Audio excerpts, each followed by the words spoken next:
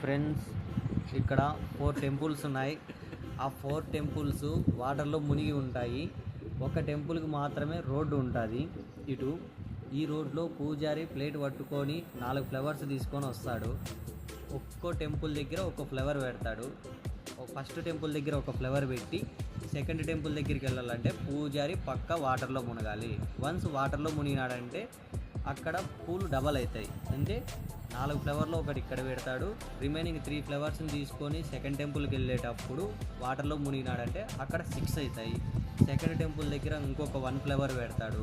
రిమైనింగ్వి మళ్ళీ వాటర్లో మునిగి థర్డ్ టెంపుల్కి వెళ్తే అవి డబల్ అవుతాయి. అక్కడ ఒక థర్డ్ టెంపుల్ దగ్గర ఒకటి పెడతాడు. అక్కడ మళ్ళీ ఫోర్త్ టెంపుల్కి వెళ్ళాలంటే వాటర్లో మునుగుతాడు. రిమైనింగ్వి మళ్ళీ డబల్ అవుతాయి. లాస్ట్కి ఫస్ట్ టెంపుల్లో ఎన్నైతే ఫ్లవర్స్ పెట్టాడో లాస్ట్కి మళ్ళీ అన్ని టెంపుల్లోనూ ఒక్కొక్క ఫ్లవరే పెట్టుకుంటూ రావాలి. దట్టు ఏ ఫ్లవర్స్ మిగలకూడదు. అంతే కదా బ్రో, ఏ ఫ్లవర్స్ మిగలకుండా ఉండాలి. ఈ వేలో పూజారి ప్లేట్లో ఎన్ని పూలు తీసుకెళ్తాడు, ఒక్కొక్క టెంపుల్ వద్ద ఎన్ని ఫ్లవర్స్ పెడతాడు, ప్రతి టెంపుల్ వద్ద ఫస్ట్ టెంపుల్ వద్ద ఎన్నైతే ఫ్లవర్స్ పెడతాడో సేమ్ రిమైనింగ్ టెంపుల్స్ వద్ద కూడా అన్నే ఫ్లవర్స్ ఉండాలి. సో పూజారి ప్లేట్లో ఎన్ని పూలు తీసుకెళ్తాడు. నెక్స్ట్ నీళ్ళలో మునిగినాడంటే గిన డబల్ అవుతాయి.